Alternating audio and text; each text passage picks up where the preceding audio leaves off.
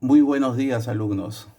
Hoy día vamos a tener una clase de historia universal, que es la Revolución Francesa. Antes de empezar, vamos a apreciar unas ilustraciones. Bien, aquí tenemos nosotros el mapa político de Francia.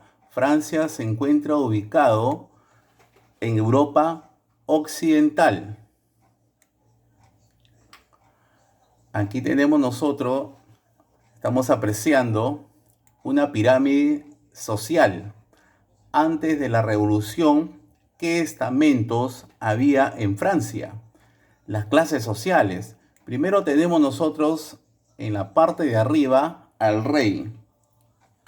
Ahí tenemos. En Francia gobernaba Luis XVI y su esposa María Antonieta. Luis XVI, la forma de gobierno era de monarquía absolutista, es decir, el antiguo régimen, donde una sola persona tenía todos los poderes, es decir, el ejecutivo, el legislativo y el judicial. Vamos nuevamente con la pirámide. Otro estamento vendría a ser la nobleza, conformado por parientes del rey y también por gente adinerada que tenía grandes extensiones de tierra. Otro estamento también era el clero. El clero estaba conformado por la Iglesia Católica, por arzobispos, sacerdotes, frailes, que también tenían grandes extensiones de tierra. La nobleza y el clero tenían dinero, pero no pagaban impuestos. En cambio, el último estamento, que es el tercer estado, llamado también estado llano, que era el pueblo, estaba conformado por los agricultores que vivían en las zonas rurales y en las ciudades vivía la burguesía. Los campesinos vivían en pobreza y pobreza extrema. En cambio, los que vivían en las ciudades, los burgueses, estaba conformado por profesionales, comerciantes y banqueros, que ellos sí tenían dinero. Entonces, vemos aquí que el tercer estado, conformado por burgueses y campesinos, ellos sí pagaban impuestos. Eso eran las clases sociales en Francia en el siglo XVIII. Aquí una ilustración. Tenemos pues aquí a una persona ya de edad que vendría a ser el pueblo, el tercer estado. ¿Y a quién están cargando? Están cargando, ahí vemos nosotros, ¿no? A un sacerdote y al otro tenemos a un noble. Es una ilustración del siglo XVIII. Vamos ahora a ver la definición. ¿Qué es la Revolución Francesa? Fue un proceso social y político que tuvo lugar entre 1789 y 1799 en Francia y que con el tiempo se extendió a otros países.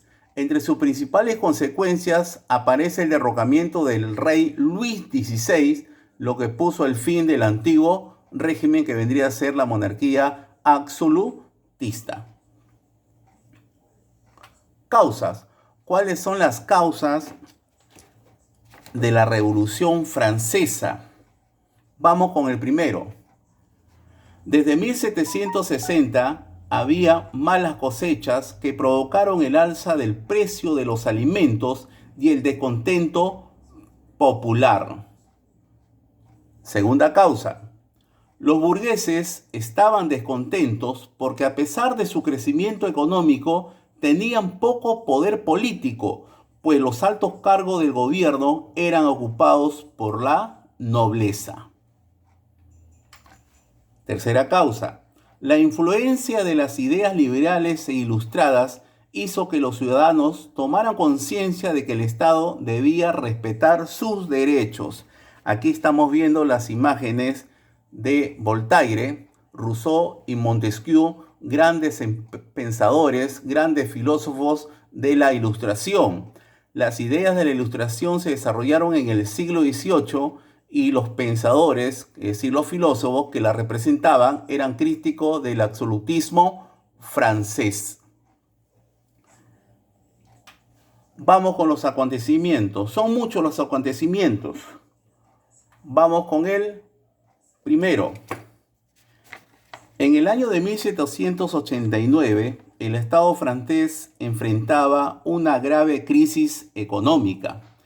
Esta crisis económica desató en Francia una rebelión popular y el 14 de julio de 1789 el pueblo sublevado asaltó la Bastilla, que era la prisión real. La toma de la Bastilla, el 14 de julio de 1789, es la fecha de la independencia de Francia.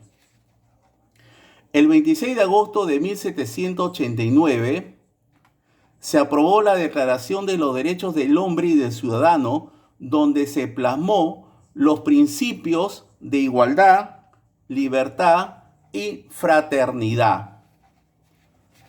Otro acontecimiento